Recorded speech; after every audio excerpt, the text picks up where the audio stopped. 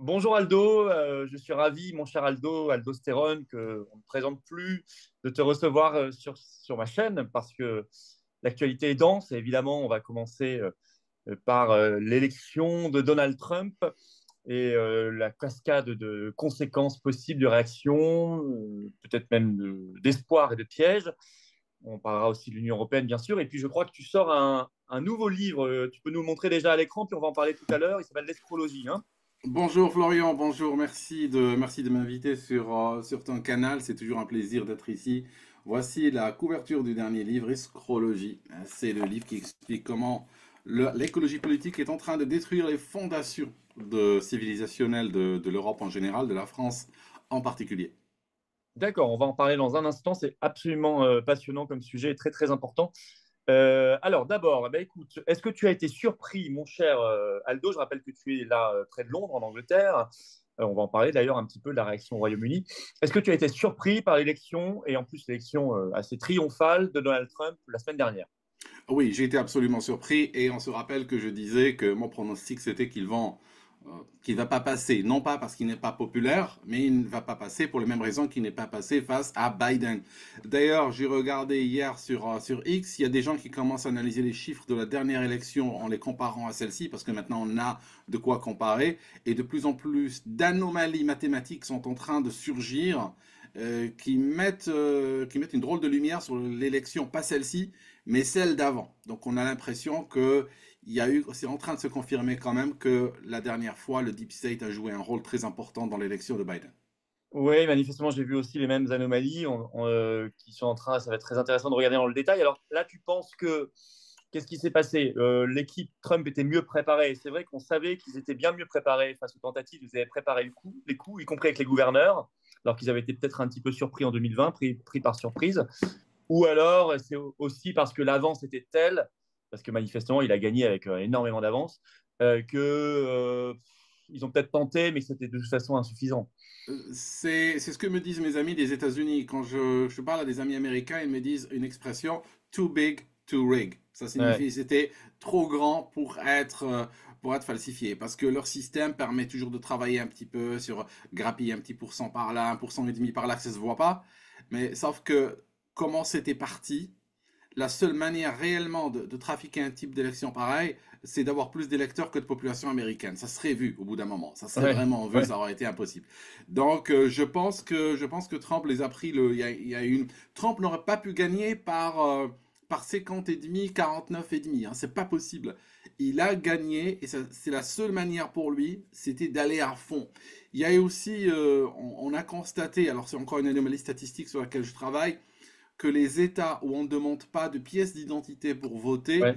semblent soudainement avoir été favorables aux démocrates. Donc La voilà, plupart, en tout cas la la plupart. plupart, pas tous, oui, mais la plupart, ce qui est un petit peu étonnant parce qu'on sait qu'il y a une capacité chez eux à faire voter des gens plusieurs fois, ramener des migrants qui votent, des étrangers qui votent, tout ça. Et là, effectivement, ça fausse le jeu démocratique. Ce qui est intéressant aussi, c'est qu'on nous annonçait une élection où les femmes allaient très massivement voter pour Kamala Harris, les minorités, comme on dit, le noir, latino, etc. Et finalement, quand on regarde les chiffres qui sont sortis, c'est beaucoup moins contrasté, enfin, c'est beaucoup moins fort que ce qui était annoncé. Et il y a en fait, alors je crois que Kamala Harris est quand même majoritaire chez les femmes, mais très peu. Enfin, ça dépend des enquêtes, mais finalement, c'est beaucoup plus équilibré que ce qui était annoncé. Et Trump a fait des percées très très fortes très importantes chez les minorités. Et même en fait dans des États, je crois qu'il a fait le record historique depuis très très longtemps en Californie, à New York depuis 1988, 45%, c'est considérable pour New York. Euh, alors, ce que ça veut dire finalement, moi je l'analyse comme ça, que Trump a remis de la politique au vrai sens du terme, du débat, où les gens se sont sentis comme citoyens avant de se sentir comme noirs, femmes, où on voulait les assigner en fait à des réalités qui en fait correspondent pas à leur vie. Leur vie. Ils ont d'abord voté sur leur pouvoir d'achat, leur emploi, leur sécurité, la paix, la guerre, l'immigration, etc. Donc je crois, hein, c'est plutôt Écoute, rassurant ça. oui, C'est plutôt oui, rassurant. c'est plus rassurant et honnêtement, j'espère le voir venir. J'espère cette mentalité venir en France aussi. Parce que aux États-Unis, on a essayé de les déculpabiliser. On leur a ramené Jennifer Lopez, on leur a ramené le tout Ouais. Hollywood qui a défilé en leur disant, écoutez, voilà comment il faut voter. mais finalement, les gens, ils ont regardé leurs propres intérêts, leurs intérêts citoyens. C'est quoi un intérêt citoyen? Je veux la paix, je veux meilleur pouvoir d'achat, je veux la pérennité de mon travail, je veux la sécurité, je veux l'école pour mes enfants, je veux une médecine qui marche. Ça, c'est les réalités de tous les jours. Or, ce que les célébrités d'Hollywood demandaient aux gens, c'était de se déconnecter de cette réalité-là et voter en fonction d'un certain nombre de choses qui n'ont rien à voir, qui n'ont rien à voir avec la politique. Genre, voilà, l'âge du capitaine, hein, voilà, c'est une femme, elle est d'origine indienne, tout ça. C'est pas pour ça qu'on vote. Il faut arrêter ce genre de discours. Et ce que j'espère vraiment, et je l'espère vraiment pour la France, parce que malheureusement en France, les appels des célébrités, les appels des footballeurs, les appels des people, les appels de, voilà, marchent toujours sur une partie de l'électorat. J'espère que l'électorat français va se réveiller et c'est mort cette histoire. C'est mort cette histoire de culpabiliser, moraliser, parce qu'il y a aussi la moraline hein, qui tue. Ça signifie que les démocrates aujourd'hui disent ah bah, si vous voulez être dans une posture supérieure moralement, bah, il faut voter pour nous. Hein, nous, on est le camp du bien, l'autre c'est le camp du mal. Ce genre de discours ne marche plus aujourd'hui et Trump a prouvé cela. Alors, c'est intéressant. Est-ce que tu penses que c'est la mort du wokisme qui est en train de se jouer là-bas? Première question. Et deuxième question, est-ce que tu penses qu'on va avoir des révélations sur les dossiers Epstein et Didi notamment? On en avait déjà parlé dans des interviews Ah récemment. bah oui, alors pour le wokisme, bon, le wokisme, je sais qu'il est un petit peu en perte de vitesse. Je sais que par exemple, il y a ces programmes DEI, hein, ces programmes très controversés de diversité, equity, inclusion, qui étaient poursuivis par certaines entreprises, mais qui faisaient en réalité que, au lieu de recruter la personne la plus compétente, eh ben, on commençait à recruter des gens sur des critères qui n'ont rien à voir avec la compétence pour le Ouais, c'est travail, vrai. hein, déjà ça. Je dis pas que la discrimination n'existe pas, mais tout simplement je dis que le DEI est une mauvaise réponse à de véritables problèmes, à de Ça, c'est aux véritables... États-Unis, c'est ça le DEI? Oui, c'est aux D'accord. États-Unis. Et en fait, ils recrutaient des officiers DEI et tout ça, et ça a fait que, voilà, il y a eu des catastrophes au plan de recrutement, de la productivité, tout ça. Parce que c'est bien de recruter des gens qui ne sont pas compétents, et là on applaudit, on dit, ouais, regardez, génial, on est inclusif. Mais après, quand le travail ne se fait pas, bon, là, c'est, ouais, on a toujours le mur du réel. En réalité, on a l'impression que ces idéologues sont toujours déconnectés de la réalité, parce qu'ils espèrent c'est que le monde ou la planète ou les lois de la physique ou autres vont se plier à leur vision. Et c'est seulement quand ils prennent le mur très dur qu'ils s'arrêtent et disent ouais bon bah qu'est-ce qu'on a fait là, c'est la faute à qui? Donc oui Tu crois, je fais une petite parenthèse, mais parce que tu connais très bien le secteur, tu penses que Boeing est victime de ça, par exemple? ah Est-ce bah qu'on je voit pensais une ah baisse bah de compétences chez Boeing, hein? On voit une ouais baisse de compétences. tu as lu dans mes pensées pendant que je parlais de IA et tout ça, je Ouais. parlais de Boeing. J'étais en train de penser à Boeing qui a été l'une des victimes. Et il y a eu des annonces qui étaient sorties de Boeing où on montre que franchement ça fait un bon moment qu'ils ont quitté la voie du recrutement par l'excellence, la méritocratie, tout ça, c'était parti. Et on avait du recrutement purement idéologique depuis un bon moment. Et effectivement, voilà, ça pardonne pas par la suite, hein, la réalité. Mais il y a d'autres problèmes hein, chez Boeing, il n'y a Sauf pas que seulement Boeing, c'est ça. vachement grave parce que autant on le voit chez Disney aussi, où il y a une perte de créativité, les grands dessins animés marchent beaucoup moins bien qu'avant, etc. Les films d'animation, parce ils sont rentrés dans des critères woke, enfin des trucs Ouais. délirants, et ça fonctionne pas en fait. Il n'y a plus de public pour ça. Mais Boeing, à la limite, bon, ça reste des films d'animation, mais Boeing, c'est quand même des gens qui peuvent mourir derrière. Ah oui, c'est clair, c'est la sécurité des gens. Mais chez Disney, tu as cité Disney, il y a eu même des actionnaires qui ont porté plainte contre le PDG de Disney parce qu'ils ont Ouais. considéré que il n'a pas suivi les choix du public, mais il a suivi les choix de wokisme. Hein. Et puis, qu'est-ce qu'il a fait? Il a créé des dessins animés et tout qui n'ont pas eu le succès escompté, et c'était prévisible. Et il y a eu des pertes d'abonnements, parce que Disney aussi fonctionne avec les abonnements. Bien Alors quand sûr. les abonnés commencent à se dire, moi si vous, voilà, moi ça m'intéresse pas ce que votre soupe, donc je me déconnecte, là ils perdent de l'argent et puis après le cours de l'action va dégringoler. Et c'est pour ça que les actionnaires ont considéré il n'a pas respecté ses obligations fiscales parce qu'il a quand même l'obligation de faire de l'argent. Il a l'obligation de faire avancer la compagnie, pas l'obligation d'aller briller auprès de Madonna, Jennifer Lopez, il dit regardez comme je suis woke. Donc voilà, c'est ce qui s'est passé, Et malheureusement. Boeing, ouais, je fermerai la parenthèse Boeing, mais c'est pas que ça. Enfin, tu disais, il y a d'autres raisons aussi. Oui, il y a d'autres raisons qui est la financiarisation. Ça Ah signifie oui. que Boeing était géré par des ingénieurs. Ça a toujours été une compagnie connue pour son excellence d'ingénierie. Mais ce qui s'est passé, c'est qu'une fois qu'ils ont mergé avec McDonnell Douglas, eh bien, ils ont ramené la mentalité McDonnell Douglas, qui est une mentalité plutôt portée sur des gens qui gèrent, qui sont pas des ingénieurs, mais qui sont plutôt des profils MBA, et puis qui Mhm. sont là pour ramener ce qu'ils appellent la valeur pour l'actionnaire. Ouais. en prenant des décisions extrêmement court terme. Et on le voit pas seulement chez Boeing, mais chez beaucoup de compagnies. Donc le court terme, parce que très souvent dans une entreprise, le court terme et le long terme ne sont pas alignés nécessairement en termes de priorité. Sauf que quand on est sur la financiarisation, on veut plaire au marché le prochain trimestre, on veut que l'action Ouais. monte maintenant. Et donc on prend des décisions qui ont du sens sur 3 mois, mais pour lesquelles on va payer vraiment des dégâts importants dans les années qui vont venir. Et c'est tout le drame de Boeing, malheureusement. Oui, non, mais ça, c'est un sujet dont on reparlera parce que c'est vraiment, je trouve passionnant. On voit comment une entreprise peut être détruite par plusieurs facteurs Ouais. très modernes, en fait. La financiarisation, le wokisme, la baisse de compétences parce qu'on fait des recrutements idéologiques pour plaire et pour être, ou pour avoir des aussi, c'est pas que pour plaire, c'est aussi parce que ça déclenche des subventions. On le voit dans le cinéma. Le cinéma aussi a beaucoup chuté parce qu'il y a des critères woke qui ont remplacé le talent de l'acteur, en fait, et la Ah qualité de oui, l'histoire. ouais, tu fais bien de le rappeler, absolument. C'est-à-dire qu'aujourd'hui, des fois, des compagnies n'ont pas le choix. Des fois, c'est un système mafieux qui va leur imposer des critères woke Ouais, parce que ça va piloter ce qu'on appelle un score ESG par derrière. ouais, c'est ça. Et il y a certaines boîtes d'investissement comme BlackRock et autres qui ne n'investissent pas si le score ESG n'est pas bon. Donc certaines compagnies qui sont en train d'étouffer C'est sur un le plan. score un peu de réputation sociale, c'est ça? Oui, c'est ESG, c'est oui, c'est environnement, social, Ouais, c'est ça. gouvernance. Alors c'est une sorte de maelstrom, on peut mettre dedans ce qu'on veut, mais généralement c'est un mot-clé pour ça veut dire est-ce que vous êtes woke ou pas, c'est le score du wokisme. C'est devenu, si tu veux, c'est devenu le score social de l'entreprise.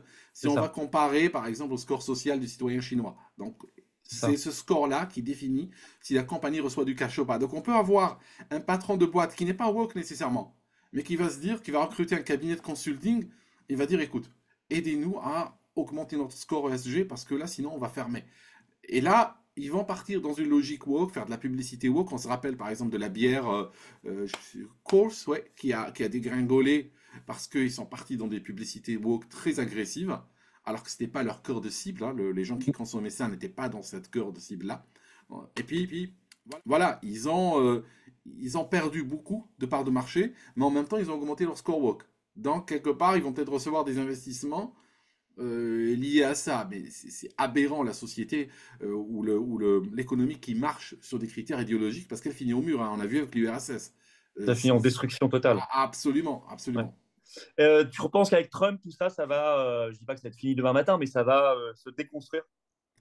Ah bah j'espère que ça va se déconstruire. C'est clair que sur le plan du wokisme, on sait que il risque de faire un sacré coup de frein, voire un demi-tour. On va voir, hein, ce sera quoi les poches de résistance, parce qu'il y a beaucoup de. Encore une fois, c'est pas seulement l'idéologie. Il faut savoir une chose. L'idéologie, c'est pour le peuple.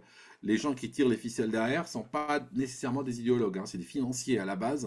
Et il y Bien a sûr. beaucoup d'argent derrière. Et il y a beaucoup de subventions qui viennent derrière, donc c'est un système, on va dire, quasi mafieux en réalité, en envoyant en avant les idéologues.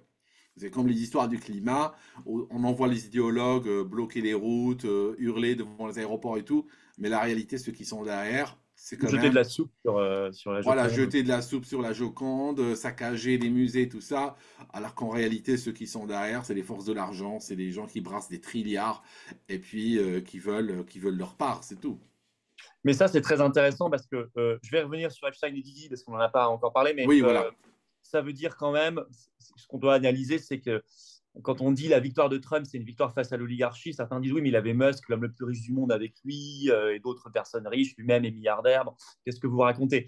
Ce qu'il faut bien comprendre, c'est, bon, d'abord, il y en avait autant, voire beaucoup plus du côté de Kamala Harris. Elle avait 3 fois plus de financement, il faut quand même le rappeler. Mais au-delà de ça, sur le fond de son programme, que ce soit le wokisme, l'escrologie, Big Pharma, très important, les forces de censure, donc avec derrière tous les grands médias qui veulent boucler la parole publique, en fait, il est vraiment face à un système mafieux. Il va devoir là se battre contre littéralement des mafias qui brassent des centaines de milliards de dollars. Est-ce que tu crains pour sa sécurité et pour celle, par exemple, de Kennedy Jr. quand tu vois ça? Ah bah oui, parce que quand on voit le niveau de violence aujourd'hui, déjà même sans parler nécessairement de Trump, la politique américaine aujourd'hui devient très violente. Il y a des endroits où on peut se faire tirer dessus si on prend une casquette de ce type, hein. Si je prends une casquette comme celle-là, Ouais, hein, il y a des endroits où on peut se faire tirer dessus. Il faut faire très attention aujourd'hui aux États-Unis parce que le débat est devenu très violent. Ce n'est plus un débat politique civil déjà. Maintenant, effectivement, il se bat contre des forces gigantesques avec des ramifications même à l'étranger. C'est pas seulement des forces américano-américaines.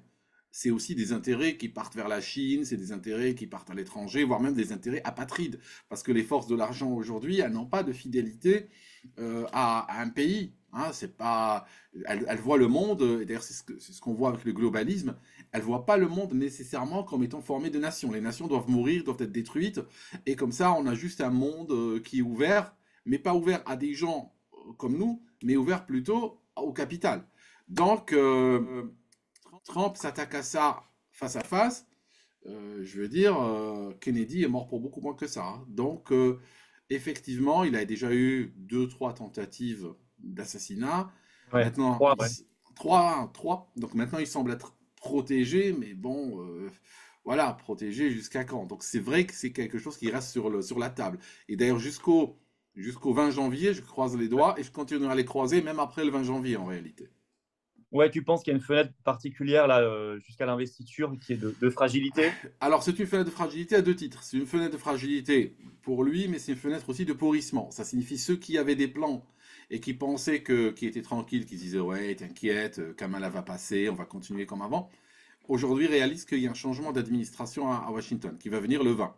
Donc, pourquoi le 20, c'est un peu loin, on se dit, de notre vue là en Europe, on se dit, mais pourquoi ils mettent autant de temps à le mettre à la Maison Blanche?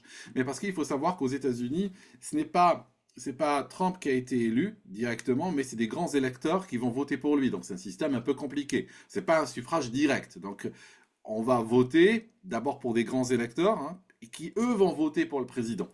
Le problème, c'est qu'à l'époque de la diligence et du train à vapeur et tout ça, ils devaient venir de partout des États-Unis pour voter pour le président. Et donc, il leur fallait beaucoup de temps. Et ça, c'est resté dans la loi, c'est resté dans les procédures. Alors qu'aujourd'hui, on peut les avoir tous à Washington en 24 heures, 48 heures. Mais voilà, c'est un système qui est resté comme ça. Et ça donne une fenêtre de tir énorme à tous ceux qui veulent créer un pourrissement, de sorte que quand l'administration arrive le 20 janvier, elle se retrouve avec des situations qui sont pas gérables, qui sont pas facilement, on peut pas facilement renverser la vapeur et tout. Donc, on est dans une zone de risque énorme aujourd'hui, en particulier en Europe. Justement, tu es en Angleterre et le journal britannique The Telegraph a sorti avant-hier un scoop, ce qu'ils appellent eux-mêmes un complot, en mettant la photo de Macron et de Keir Starmer, donc le Ouais. Premier ministre britannique et mondialiste, hein, en disant ils vont profiter de cette fenêtre jusqu'au 20 janvier pour essayer de convaincre l'administration Biden, qui est toujours au pouvoir, on le rappelle, d'autoriser l'Ukraine à utiliser les armes occidentales, finalement, notamment les missiles à longue portée, sur le sol russe contre les intérêts russes. Et on sait que ce serait une terrible escalade, ça, pour le coup, hein, de faire ça. Et Macron et Starmer se réunissent, il y a des négociations secrètes à Paris en ce moment.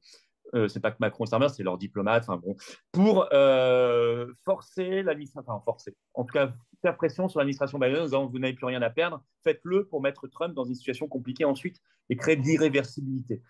On en parle ça au Royaume-Uni, enfin, je vois qu'on en parle parce qu'il y a un journal qui en parle, mais en France c'est zéro, on n'en parle pas du tout.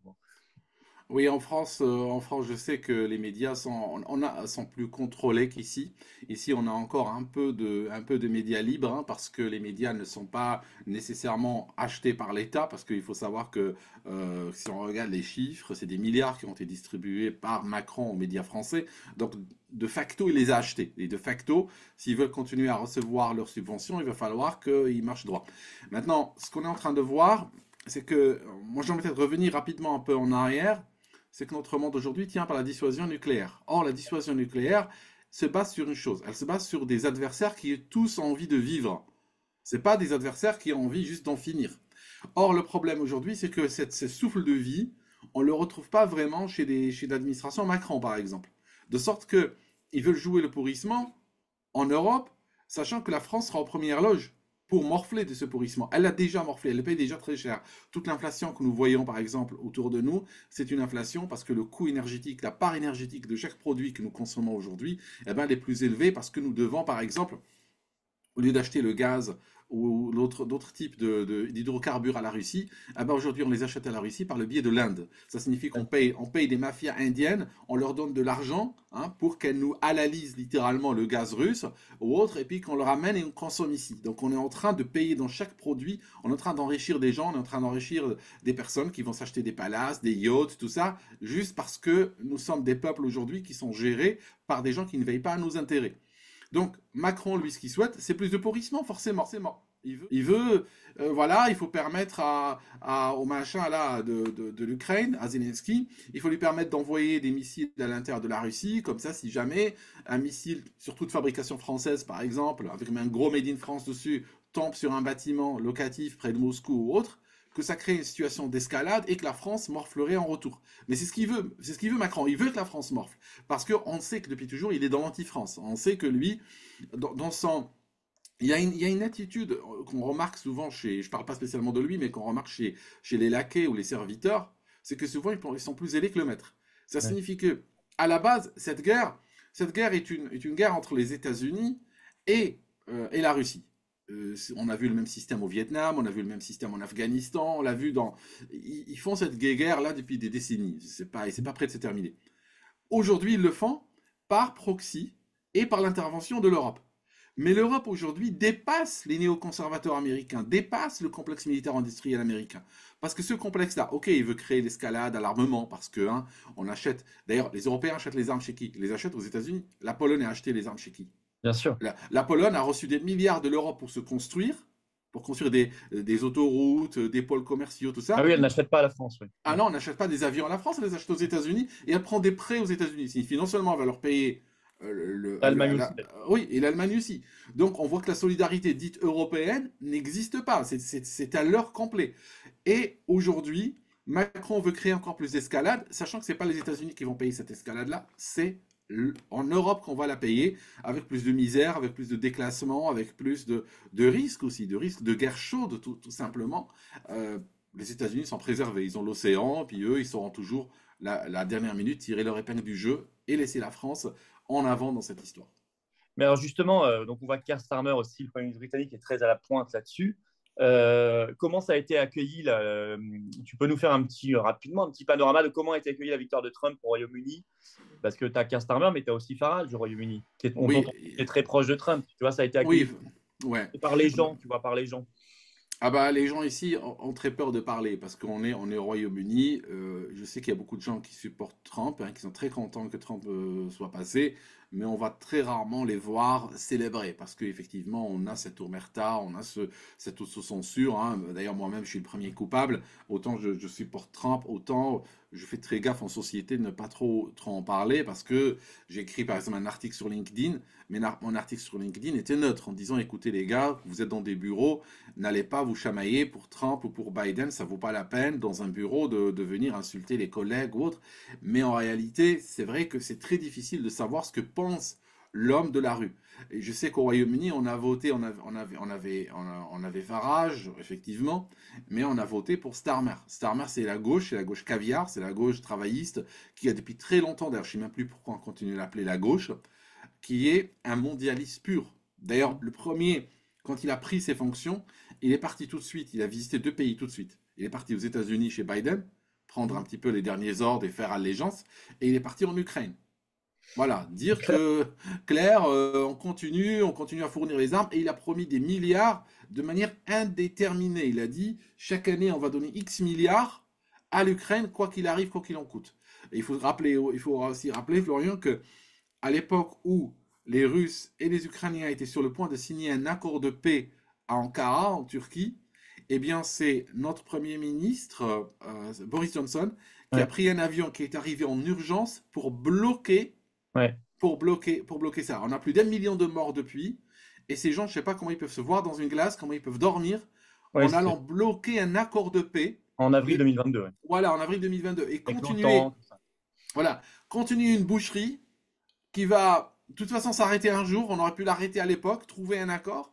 Ah ben non, on va bloquer ça parce que bon voilà, on déteste la Russie et puis on veut distribuer des armes et puis on veut créer l'accélération vers l'armement. Mais aussi, je rappelle à ceux qui disaient que l'Europe c'est la paix, hein, On disait l'Union européenne c'est la paix. Bon, voilà, l'Union européenne c'est la paix. L'Union européenne est en train de nous conduire gentiment vers une troisième guerre mondiale et j'espère que l'arrivée de Trump pourra empêcher ça. Oui, parce que ils peuvent faire les malins. Là, on les voit beaucoup en ce moment parler de défense européenne, s'agiter. Macron refait un grand discours là ce mercredi au Collège de France sur l'avenir de l'Europe, comme il avait fait à la Sorbonne, tout ça. La réalité, c'est que sans maintenant le sponsoring américain, ça devient beaucoup plus compliqué. Ouais. Aussi bien en termes politiques que diplomatiques, que militaires, que financiers. C'est beaucoup plus compliqué. D'autant qu'en plus qu'il y a des pays qui ne sont pas d'accord. On le sait, la Hongrie, Slovaquie, on voit l'Allemagne qui va avoir des élections fin février, la coalition a explosé. Enfin, tout ça est très compliqué quand même. Je sais pas, toi, tu penses que, enfin, il faut les surveiller parce qu'ils sont dangereux, mais malgré tout, toi qui étais un peu pessimiste, on en avait parlé avant l'élection de Trump, est-ce que ça te rend finalement un peu plus optimiste et tu te dis que ce système peut se déconstruire, se détricoter jusqu'à l'Union européenne elle-même? C'est possible. Et moi, ce que je suis en train de voir, ce que je prévois, c'est probablement l'humiliation de l'Europe de von der Leyen, de Macron et tout ça, parce que on va voir que ça va discuter entre grands. Ça va discuter d'un côté entre Washington, Trump, ça va discuter entre Moscou et Poutine, et ils vont trouver un accord. Et puis un jour, on apprendra qu'il y a un accord et tout le monde l'apprendra par les médias ou sur Twitter. Voilà, c'est tout. Les Européens, merci d'avoir sacrifié comme l'Allemagne, merci d'avoir sacrifié votre construction depuis la Deuxième Guerre mondiale pour cet égarement, n'est-ce pas, qui était téléguidé depuis Washington par un homme sénile. Maintenant, Volkswagen va fermer ses usines. Vous avez probablement des marques de voitures automobiles allemandes qui vont probablement fermer, qui vont plus exister dans les années à venir. Voilà, merci, au revoir. C'est vraiment ce qui risque, à mon sens, de se passer aujourd'hui. Et tu penses que même Macron et von der Leyen vont la prendre par Twitter, par X, quoi. Comme tout le Ouais. monde, parce que c'est des petits joueurs, c'est des petits joueurs. Ils roulent les mécaniques, ils font les gros bras, mais finalement, cette véritable histoire, les grands acteurs de l'histoire, c'est les États-Unis et la Russie. En Tout le fait, reste, voilà. c'est les pays souverains, quoi. C'est des pays souverains. C'est des pays souverains qui mènent des politiques souverainistes, qui gèrent leur destinée pour le meilleur et pour le pire, et qui peuvent se dire aujourd'hui, bon, on arrête parce que c'est dans l'intérêt de personne. Les vassaux, hein, on est dans la vassalité en France, on est dans la vassalité au Royaume-Uni, eh ben les vassaux, ils devront juste bon, se plier puis trouver un autre gadget. Voilà. Là, donc un pays souverain, si on était un pays souverain, on pourrait jouer un rôle beaucoup plus important. Mais ce qui est intéressant, c'est que le Royaume-Uni, si lui, il change de gouvernement et qu'il prend demain un gouvernement patriote ou souverainiste, ça a un impact immédiat, ce qui n'est pas notre cas, parce qu'on est dans l'Union européenne. Ça, c'est une Absolument. grande différence. Absolument. Ce que j'espère, c'est qu'aujourd'hui, ce que les gens disent, si ça nous a été donné à voter encore une fois, on ne voterait pas pour Starmer. On ne voterait pas. J'ai sa photo sur l'autre écran, il me regarde. C'est absolument atroce. Je surveille. Donc, oui, il me surveille. Donc, en réalité, oui, c'est ce qu'on espère parce que si on regarde les travaillistes au Royaume-Uni, on vote pour eux une fois par génération. Pourquoi? Parce que on vote pour eux, ils dégoûtent les gens pour une génération et des gens qui vont plus jamais de leur vie voter pour eux. Et après, des jeunes arrivent. Et il faut savoir que la gauche a pris possession de l'université, de l'école, tout ça. Donc, on a des jeunes qui sont encore naïfs, qui n'ont pas encore d'histoire d'avoir voté et tout ça. Ouais. Et ils ont tendance à voter pour la gauche parce qu'ils croient que la gauche, c'est le bien. Et après, ils morflent. Une fois qu'ils morflent, ils sont, j'ai envie de dire, vaccinés à vie, quoi. Donc, si on vote pour un... C'est ce que je souhaite ici. Si on arrive à mettre des souverainistes au pouvoir, on pourra, pour une fois, depuis très très longtemps, depuis des décennies, avoir une politique qui est dans notre intérêt. Parce que pour le moment, on n'est pas en train de travailler pour notre intérêt, on est en train de travailler pour des intérêts idéologiques, financiers, tout ça, et qui, au jour le jour, nous pourrissent la vie, en fait. Parce qu'il y Bien a, sûr. il y a un déclassement au Royaume-Uni, il y a la misère, il y a beaucoup de gens qui n'arrivent pas à se chauffer, il y a le chômage, tout ça, et on a des élites qui sont déconnectées complètement de ces réalités. Leur but, c'est complètement autre chose. Oui, c'est la destruction du pays totale. Oui, oui. Ouais. Mais comme Macron, ici. D'ailleurs, au Royaume-Uni, est-ce qu'on parle un peu plus des affaires Epstein et Puff Daddy, Didi, tout ça qu'en France, où on n'en parle pas? On en a parlé un peu, mais ça perd. Alors Epstein, on n'en parle plus depuis très longtemps. Alors de temps en temps, il revient parce on a le frère du roi actuel Ouais. qui a été impliqué dans une histoire. Il y a des photos de lui avec une nana à l'époque Epstein, tout ça. Donc il a fricoté un petit peu avec Epstein. Alors maintenant, il est devenu un pestiféré. Ils l'ont mis dans un coin. Ils veulent plus qu'il Comment il s'appelle sorte. déjà? Tu as son nom? C'est Édouard. C'est Édouard. C'est Oui, Edouard? c'est. Ouais. Ok. Attends, c'est Edouard ou Andrew? Non, c'est. Ah, il est tellement Ouais, je insignifiant suis que. pas un grand expert en famille royale Ouais, britannique. il est insignifiant, mais il est devenu très gênant pour la famille royale britannique, parce que voilà, il a ces phrases-là, et puis maintenant, on veut surtout pas qu'il montre sa tête, hein. Bientôt, il va devenir le masque de fer. On va l'enfermer dans une tour, on va l'enjauler et le laisser mourir. Donc voilà. C'est on parle donc d'Epstein de cette manière-là, et Didi aussi, de temps en temps, il revient, Didi. Mais ce qu'espérait, je pense, le tout Hollywood, et c'est pour ça qu'ils appelaient à voter pour Kamala Harris, je pense qu'ils espéraient un étouffement de l'affaire. Parce que beaucoup de gens d'Hollywood sont impliqués personnellement dedans, dans cette histoire, et il y a des photos, il y a des vidéos, il y a des preuves. Donc, aujourd'hui, avec Trump, ça va être très délicat. Surtout que Trump, il faut savoir une chose, ils l'ont traîné dans la boue, ils l'ont ridiculisé, ils l'ont insulté. Je veux dire, Trump, aujourd'hui, il a un intérêt personnel à traîner ces gens dans la boue. Hein, c'est une vengeance. Il arrive, je pense que Trump, bon, je ne sais pas s'il va réaliser toutes ses promesses ou pas électorales, mais une chose je pense qu'il va réaliser, c'est traîner ces gens dans la boue, en particulier par le biais de l'affaire Didi qui montre, voilà, quoi, qui les montre sur leur réalité. Toute la collusion ah ouais, d'un Ouais. système qui a tout caché pendant 30 ans. Est-ce que Bill Gates, à ton avis, doit craindre des choses, puisque Musk avait révélé que Bill Gates était très effrayé de la révélation de ses listes. Il l'avait dit en fin de campagne et on sait qu'il a donné de l'argent à Kamala Harris, alors que normalement, Ouais. Bill Gates ne donne pas d'argent à des candidats aux élections. Là, c'est la première fois qu'il l'a fait. Ah oui, parce qu'il était tellement paniqué, il a donné 50 millions quand même, hein. Ouais. C'est pas peu, il a donné beaucoup d'argent. Bon, 50 millions, quand on voit qu'elle payait jusqu'à 5 millions de dollars pour des artistes de second rang pour venir danser sur scène, voilà, elle a claqué cet argent, elle l'a claqué généreusement elle aussi. Mais je pense que c'est des gens qui paniquent aujourd'hui, parce qu'en réalité, si on réfléchit en termes de souveraineté, si on réfléchit en termes de fonctionnement institutionnel, il n'y a strictement aucune raison pour qu'un milliardaire puisse être reçu comme un chef d'État. D'ailleurs, Bill Gates est reçu à l'Élysée comme un chef d'État. Oui, c'est vrai. Euh, il n'a pas à avoir ce degré d'influence, parce que la démocratie, encore une fois, je rappelle que c'est un citoyen, un vote. Ce n'est pas parce que quelqu'un est milliardaire qu'il a le droit d'influencer les politiques publiques ou de donner des ordres à des élus. Donc, il peut voter pour ou contre Kamala s'il veut, mais il n'a pas le droit d'utiliser son argent pour aujourd'hui faire de l'entrisme, hein. Par exemple, l'OMS, la Fondation Melinda Gates, donne plus d'argent à l'OMS que les États. Ça signifie c'est cette fondation. Donc on a des États, on a la France, on a l'Allemagne, on a les États-Unis, Oui. et on a la Fondation Melinda Gates. Je veux dire, mais de quel droit ces fondations-là, qui sont en réalité des têtes de pont pour des intérêts financiers derrière, il faut savoir que on les appelle fondations. Pourquoi? Pour qu'elles ne payent pas d'impôts. Bien Là, sûr. oui, oui, c'est clair. C'est comme si, bon, moi je pourrais pas le faire. C'est comme si moi je donnais tout mon revenu à une fondation et puis je paye pas d'impôts, hein. Je suis sûr que le fisc serait pas très content de moi. Mais pour ces gens-là, ça semble passer.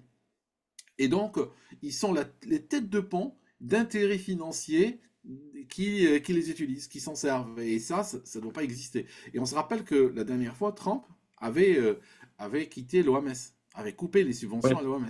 Et Ouais. j'espère que il le fera. Parce que l'OMS, soit doit nettoyer dans ses rangs, parce que la collaboration entre les pays pour des histoires de santé et tout, pourquoi pas. Mais si ça devient un endroit où on vend les souverainetés à des fondations ou à des industriels ou autres, là c'est clair que ça perd tout son sens. Ouais, l'antichambre de Big Pharma, quoi, en fait. Voilà. Bon, tu sais qu'il y a un procès aux Pays-Bas contre Gates, que nous, on est en train de regarder. J'ai récupéré la plainte grâce aux contributeurs. Je l'avais appelé à récupérer la plainte d'origine vendredi dans le direct. Les gens m'ont envoyé, donc merci à eux. Donc, on est en train de l'étudier pour la même plainte en France. Est-ce qu'au Royaume-Uni, tu as entendu des choses contre Gates monter ou c'est très discret? Alors, j'ai entendu des plaintes contre AstraZeneca. Ouais, Parce que ça, c'est AstraZeneca a un gros procès là-bas. Ouais. un gros procès, ouais, parce qu'ils ont commercialisé des injections en disant, oui, bah, c'est sûr, ça n'a pas d'effet secondaire, tout se passe bien, tout ça. Or, bon, c'était clairement du mensonge, parce que de toute manière, si on veut être juste et rigoureux, là, j'ai devant moi quoi? J'ai devant moi une boîte de Nurofen, hein, c'est du Ouais. ibuprofène, tout simplement. Il y a les effets secondaires écrits sur la feuille. Donc il faut être rigoureux, toujours. Eux, ils sont portés à l'époque, hein, ils sont partis, ils voulaient juste commercialiser. Et puis voilà, mais bon, on sait que Big Pharma aller en justice et payer des dédommagements fait partie de leur business model. Il suffit juste de prendre n'importe... Prenez je dis aux auditeurs, prenez le top 10 des Big Pharma que vous connaissez, allez chercher leur passif en justice et vous allez voir qu'ils ont l'habitude de payer des milliards et des milliards sans problème, hein. Mentir et puis payer, ça fait partie réellement du business model. Ce qui pourrait ne pas être dans leur business model, c'est que des dirigeants se retrouvent en tôle. Ah oui, ça fait pas partie du business model. Et ça, j'espère qu'on verra Là, une... Ouais, voilà, parce que pour eux, payer, bon, ils ont de l'argent, donc s'il faut payer, on paye, on fait un chèque. Mais j'espère que cette fois-ci, on va aller vers du pénal et que les gens qui ont ah, menti doivent faire face à leurs mensonges. Parce qu'on peut pas, c'est pas normal de mentir et puis tuer des gens, hein, au bout d'un moment. C'est des vies humaines, c'est des santé humaines, des gens se sont retrouvés détruits avec une santé détruite à vie, hein, il n'y a pas de retour en arrière. Et là, les gens qui les ont poussés, qui les ont incités à aller dans cette direction, doivent quand même payer, mais payer pas seulement en argent, mais aussi se retrouver en tôle. c'est pour ça que l'intérêt de Trump aussi de déconstruire ce système Gates, c'est que ensuite c'est des dominos si tu veux. Système Mm. Gates, c'est l'OMS comme tu l'as dit justement, le Gavi, c'est beaucoup de labos qui sont financés aussi. Il avait pris des parts chez Moderna, on s'en rappelle, en 2019, hein, avant le Covid, juste avant, Ouais. etc., etc. Donc c'est peut-être des dominos qui peuvent tomber aussi, même s'il y a faut être aussi très lucide. Ce sont des intérêts considérables, donc ils vont pas se laisser faire tout seul comme ça, hein, Mm. tranquillement. C'est tout un système comme ça qu'on peut voir. Tu as été surpris par la réaction du RN qui avait demandé à ses députés de ne pas soutenir Trump, de rester neutre et ne s'est pas vraiment réjoui de la victoire de Trump, euh, euh, et avec voilà, une espèce de Je pense mollesse que... totale, quoi. Ouais, ouais. De punition, Non, même. j'ai pas été surpris. Non, j'ai pas été surpris du tout. Il faut vraiment que les gens, que ceux qui nous écoutent, rentrent dans leur tête vraiment une fois pour toutes que le Front National est mort. Le Le Front RN. Ouais, National, non, non, non, non, je parle du Front National. Le ouais, Front National de Jean-Marie Le Pen. oui, bon, lui, c'est encore autre chose. Oui, c'est encore autre chose. Mais cette ère-là est vraiment terminée. Ce on a aujourd'hui le Rassemblement national Ouais. qui n'a rien à voir avec les fondamentaux du Front National. C'est terminé. C'est un parti qui veut juste, il est là, il fait du centrisme, même pire que le centrisme, hein, il y a même des collusions entre le Rassemblement national et la Macronie. Et demain, si la Macronie disparaît, puis il y a une autre administration qui arrive, on verra la même collusion. Je pense que c'est un parti qui veut exister, qui veut durer, mais sans conviction du tout. Et il ne devient pas un danger pour le système. C'est un parti qui donne des gages au système en disant, écoutez les gars, nous on n'est pas dangereux, vous nous invitez, vous nous donnez une tribune, et puis nous on reste très mou, et puis on va pouvoir vous canaliser les gens qui sont fâchés. Parce qu'aujourd'hui, quand le Français se fâche, il vote pour le Rassemblement national. Mais moi j'ai envie de leur dire, si vous fâchez, votez pour votre camp et votre camp n'est pas le Rassemblement national. Absolument pas. C'est un parti qui va juste prendre votre vote et puis il va aller l'offrir à la Macronie ou va aller l'offrir à celui Ouais, qui est à ça paraît de plus l'Élysée. en plus clair. D'ailleurs, parfois il est comparé à Farage, ça n'a rien à voir. Toi qui Oh dis non, non, oui, oui, oui, non, ça n'a rien à Farage, il est voir. en guerre contre l'UE, l'OMS, il s'est réjoui sur Trump. Enfin, il est très clair, quoi. La Ouais. CEDH, même il a dit que l'OTAN avait provoqué la guerre en Ukraine. Ça lui a valu d'ailleurs des problèmes. Ce qui est pour un Britannique qui est particulièrement courageux parce que le Royaume-Uni est encore plus enserré dans l'OTAN que la France. Donc ça n'a rien à voir, quoi. Je veux dire, c'est un contraste terrible entre le RN et Farage, ça n'a rien à voir. Oui, oui, ça n'a rien à voir. Farage est un vrai souverainiste. Et c'est pas un souverainiste qui se cache, c'est un souverainiste qui n'a pas honte. Il le dit, et il le dit clairement. Et d'ailleurs, c'est lui, le Brexit, c'est Farage. Farage, on se rappelle avant le Brexit, ça circulait beaucoup sur Twitter à l'époque, il y avait ces vidéos où il s'attaquait à von der Leyen. Il était dans le Parlement européen, et il y avait ces vidéos d'une minute, 2 minutes, où il leur disait leur vérité face à face. Et Et Van ça, Rompuy aussi, l'ancien. oui, Van Rompuy, oui, l'ancien Ouais, aussi. Van ouais. Rompuy, Juncker, tout ça. Ouais. Juncker, il les a traités de tous les noms. Et donc, c'est là qu'il a gagné sa popularité. Donc, c'est quelqu'un qui n'a pas sa langue dans sa poche. Et effectivement, il a pris des décisions, il a pris des positions très courageuses dans un Royaume-Uni qui est encore plus russophobe que Ouais. la France. Il y a une russophobie ici qui est littéralement surnaturelle. C'est même pas une russophobie. Ça n'a rien à voir avec l'Ukraine, hein, c'est juste une haine de la Russie que les médias sont en train de distiller dans le public. Aujourd'hui, il y a beaucoup de Britanniques qui pensent qu'un Russe, je sais pas moi, ça mange des humains ou des petits-enfants, Ouais. quoi. C'est à Oui, ce c'est ça. niveau. Ah, ils Ah oui. sont... Ouais.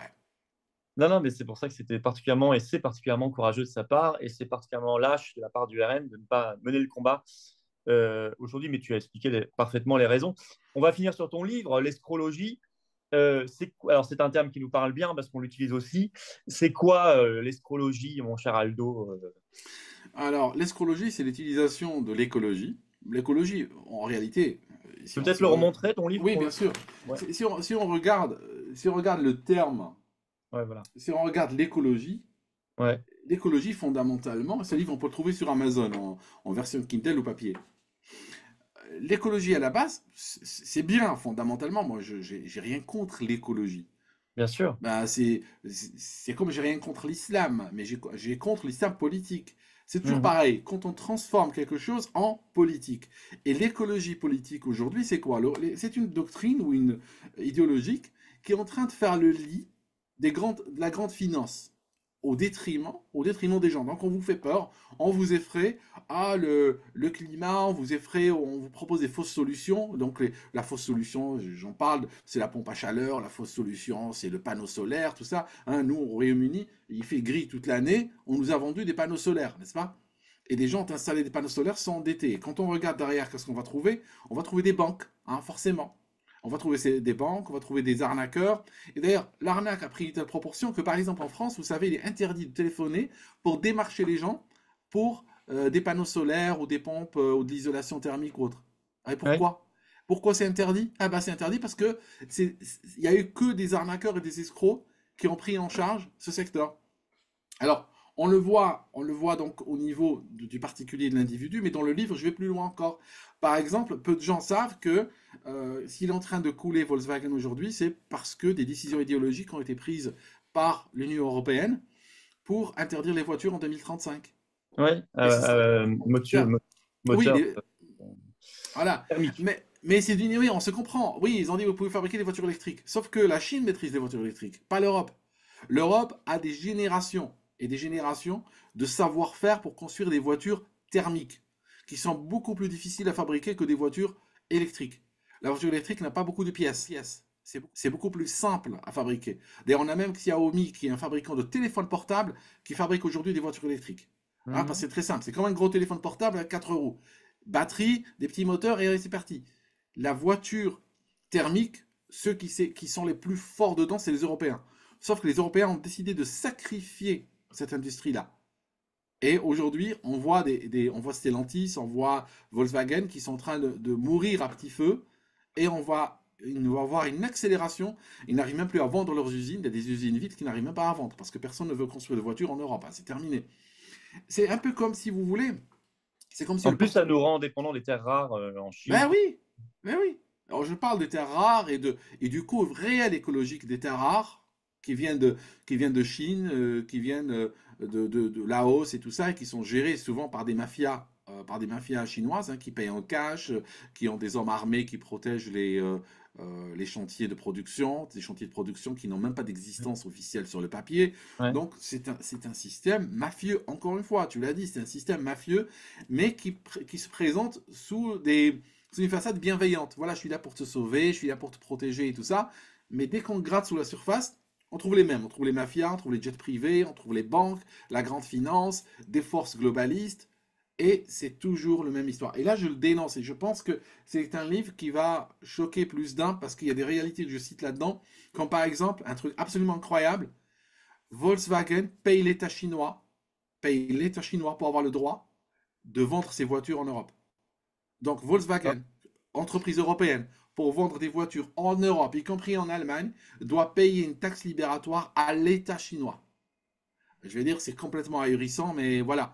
On a d'autres qui payent Tesla. Parce que ceux qui fabriquent des voitures thermiques doivent payer des taxes à ceux qui fabriquent des voitures électriques. Ça, c'est toujours exigé par le régulateur européen. Donc, c'est de la folie complète qu'on est en train de voir. Et l'Europe, si elle continue sur la voie de l'escrologie, elle peut finir à genoux. Elle peut absolument finir à genoux. Et elle est doucement en train d'aller à genoux. On a l'énergie la plus chère au monde aujourd'hui.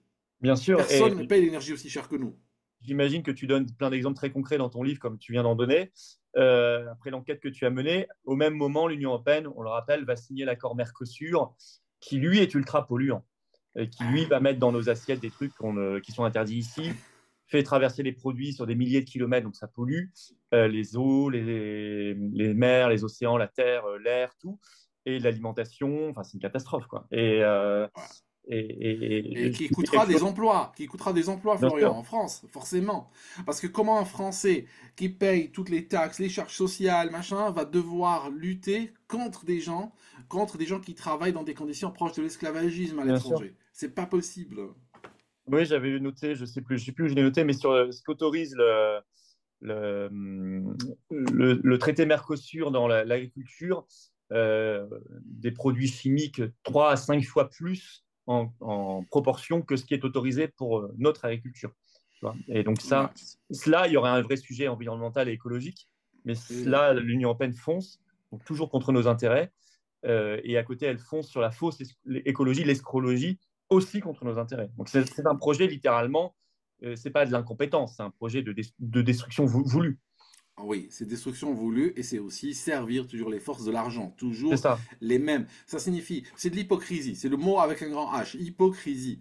Du moment que ça sert, comme le Mercosur, du moment que ça sert l'intérêt de la grande finance, eh ben, soudainement les écolos sont plus là. Ceux qui s'attachent devant les aéroports, qui bloquent les routes et tout, eh ben, on les entend plus soudainement. Ils C'est vrai. débarquent que pour empêcher les gens de base de vivre. Hein, pour un retraité qui est en train de chauffer une saucisse sur une poêle, ah, c'est un problème, là, ça réchauffe le climat et tout. Et on ramène du gaz américain, on le fait traverser l'Atlantique pour le vendre 7 fois plus cher en Allemagne. Silence, il n'y a personne qui parle de l'écologie. C'est vrai. L'Allemagne on ferme des centrales nucléaires pour ouvrir des centrales à charbon, comme si on était en train de revenir dans les années 1700. Ah ben là, les écolos, on les entend pas. Donc il y a toujours ce deux poids, deux mesures, et l'écolo est toujours là quand il s'agit d'embêter le citoyen de base. Oui, Mais, l'écolo politique voilà. en tout cas, bien sûr. L'écologie politique, bien Ouais, entendu. ouais, tout à fait. L'écologie politique. Et j'ai un chapitre sur ce livre, sur Ouais. les produits toxiques qu'on met dans la bouffe à cause justement de l'escrologie. J'ai tout un chapitre, ça mériterait presque un livre tout seul, Un mais énorme succès.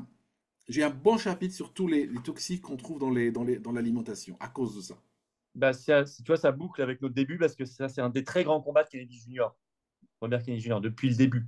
Parce que c'est pas que Big Pharma, enfin, c'est tout ça est lié, mais c'est aussi beaucoup l'alimentation. Et notamment les produits qu'on trouve dans l'alimentation, les normes, les colorants, tout ça, enfin plein de choses. Et y compris d'ailleurs aux États-Unis, ils ont le problème du fluor dans l'eau Ouais. potable, qui est ajouté depuis l'après-guerre. Je crois qu'il y a en Irlande d'ailleurs, pas au Royaume-Uni, mais en Irlande, il y a aussi du fluor comme en Espagne pour les pays européens, avec tous les problèmes derrière. Enfin, ça, ouais, ce sont des lobbies, c'est un sujet passionnant. Bah, écoute, je pense que les gens vont se précipiter sur ton livre, L'escrologie. Pour finir, une dernière question, mon cher, je l'ai un peu déjà effleuré, mais euh, on voit quand même depuis l'élection de Trump, nous, on voit des gens affluer, on voit des gens adhérer d'ailleurs, on voit des gens concrètement venir dans le combat parce que ça leur a donné du courage et ça leur a remis un peu le moral. Et c'est vrai qu'on a besoin de ces combattants, de ces résistants, de ces patriotes. Donc vous êtes tous les bienvenus. Et toi-même, Aldo, est-ce que ça t'a remis quand même du peps, on va dire? Ah oui, absolument, absolument, ça m'a reboosté. D'ailleurs, je te dis, je vais aller aux États-Unis et je cherche à être là, à être à Le 20 Washington janvier, tu y vas, c'est le ça? 20 janvier. Je cherche à y être. Bon, c'est difficile parce que tout le monde veut y aller parce que Ouais. tout simplement la dernière chambre Uber maintenant elle est à 6 000 € la nuit, donc ça va être très très dur d'y aller. Mais c'est un challenge que je me suis posé. Je veux aller, je veux sentir cette ambiance, je veux voir cette liesse, je veux parler aux Américains, même si, attention, Washington DC, c'est très démocrate, hein, comme beaucoup de grandes villes, comme New York et tout ça. Faut faire gaffe hein, à qui on parle, hein, parce qu'il y a des gens qui sont désespérés. Mais pour moi, c'est vraiment de l'espoir. Et on voit que les peuples peuvent reprendre le contrôle de leur destinée malgré la terreur médiatique. Tu sais, Florian, plus de 90% de la couverture médiatique sur Trump était négative. Oui, tout à fait. Voilà, il était détruit par les médias mainstream. En même temps, Kamala était encensée. Oui, 90% des articles sur elle étaient positifs. oui. C'était pour eux le Et l'étude est génie. sortie, ouais. Oui. Et quand on rajoute à cela le Hollywood, quand on rajoute à cela les plateaux TV et tout ça, c'est vrai que les Américains, j'admire aujourd'hui comment ils ont voté pour leur intérêt, sans regarder un peu ce que veut l'oligarchie. J'espère que les Français en viendront à la même chose et je suis aujourd'hui très confiant que ça arrivera en France un jour. Oui, bah, c'est bien, non, non, mais il faut que tout le monde s'engage. Et je crois qu'on a des raisons, on reste très lucide, rien n'est simple, même aux États-Unis, attention, hein. Mais en tout cas, il y a toujours des raisons d'espérer, il y en a encore plus que la semaine dernière, ça c'est évident. Eh ben, écoute, merci, merci mon cher Aldo pour ton éclairage toujours très pertinent et pour ce livre. Bienvenue, les gens le découvriront et puis on se retrouve très bientôt et puis on espère que tu vas trouver ta chambre pas trop chère pour Washington le 20 janvier. Merci Aldo, à bientôt. Merci, à bientôt. C'est bien une mafia. C'est bien une mafia une mafia internationale que Trump bouscule fortement avec Kennedy Jr. notamment, Elon Musk et quelques autres. Et c'est cette même mafia que nous devons mettre à terre ici en France pour nous libérer, pour briser nos chaînes. On ne sera pas libéré par Trump ou quelqu'un d'autre, on sera libéré par nous-mêmes. Mais c'est vrai que on l'a bien analysé dans cette vidéo avec Aldostérone, dans cet entretien, je crois, très intéressant, très riche. On a bien mesuré à quel point tout cela bouleversait l'ordre mondial, l'ambiance mondiale et combien tout ça nous donnait du courage, nous donnait l'envie de nous battre. Plus encore, nous ne l'avons jamais perdu, mais je crois qu'il y a plus de monde maintenant et nous les voyons arriver. Nous n'avons jamais eu autant d'adhésion qu'en ce moment. Vraiment, on sent un courant extrêmement puissant. Vous êtes les bienvenus d'ailleurs, hein, si vous voulez le rejoindre et l'alimenter, parce qu'on a envie ici de faire le Frexit, la sortie de l'OTAN, de nous battre pour nos enfants, nos petits-enfants, nos libertés, la paix, notre France, notre souveraineté, notre indépendance, l'humanité. C'est tout cela qu'on voit dans cet entretien. C'est bien aussi qu'on ait mis l'accent sur l'escrologie contre la vraie écologie que nous défendons. Et c'est très, très important de ne pas confondre les deux. Merci de partager cette vidéo. Pour ça, vous abonner à cette chaîne YouTube par un petit clic gratuit sur s'abonner en dessous. Hop, un clic, vous êtes abonné à la chaîne et grâce à votre abonnement, les vidéos circulent mieux et sont mieux recommandées. C'est un petit clic pour vous, une grande claque pour le système. Pensez-y. Ainsi, l'algorithme fonctionnera mieux et vraiment des gens vont nous découvrir et c'est comme ça qu'on élargit le socle de la résistance. Merci et bravo à vous. On est en direct ce vendredi 15 novembre à 19 h sur cette chaîne. Soyez là. Hein. Je prends toutes vos questions. Il n'y aura pas d'interdit. On sera vraiment au cœur du chaudron là. Hein. En France, actualité française, internationale, sans interdit non plus, sans langue de bois et toutes vos questions que je découvrirai en direct. Venez, faites venir. Gros direct sur cette chaîne. 19 h ce vendredi 15 novembre. Vous avez noté, je suis à Hénin-Beaumont, grosse réunion publique le samedi 30 novembre, 15 h, entrée gratuite. Lien d'inscription très fortement recommandé. Maintenant, l'inscription sous la vidéo en description. Pensez à vous inscrire. C'est ouvert à tous, adhérents comme non-adhérents. C'est entrée libre, gratuite. Venez très nombreux. Ça va être un très grand moment d'échange et d'enrichissement collectif pour le combat. Voilà, je vous attends, patriotes. Si vous êtes d'accord avec ce qu'on a dit là, si vous aussi vous avez envie de rejoindre cette dynamique actuelle de libération nationale, venez maintenant. Adhérez au plus grand mouvement souverainiste et de résistance de France, les Patriotes, que j'ai l'honneur de présider en ayant cette carte orange. Vous pouvez adhérer dès maintenant par le premier lien sous la vidéo en description. Ce lien, je l'ai mis également en commentaire épinglé, une petite fiche sur l'écran maintenant et dans quelques secondes, un lien sur l'écran. Vous choisissez, vous pouvez faire un don de soutien au mouvement également. C'est le deuxième lien sous la vidéo en description pour le faire dès maintenant. Le don permet de faire des actions qu'on ne peut pas sinon financer puisque nous n'avons pas un centime de subvention d'État, public, ni d'aide des banques, rien de rien. On fait comme on peut. Et vous êtes là. Adhérents, réadhérents, donateurs, tout ça c'est défiscalisé aux 2/3 de vos impôts. Profitez-en, faites-les baisser. Faites pas ce cadeau à Macron qui va distribuer ça ensuite à Zelensky, à Ursula, à Brigitte, à McKinsey, à Pfizer ou je ne sais qui. Voilà, la cause en a besoin. Et encore une fois, dans cette ambiance mondiale incroyable, ce changement révolutionnaire, j'ose le mot, je crois que c'est le moment de s'engager. Pour ceux qui hésitaient, c'est pas pour moi, si c'est maintenant. C'est maintenant, on va y arriver. Ensemble, on y arrivera, seul, on peut rien, mais ensemble, on peut tout. Les liens sont par ailleurs sur les-patriotes.fr, notre site. Grand bravo aux donateurs, aux réadhérents, bienvenue aux nouveaux adhérents patriotes du fond du cœur. Et vive la France!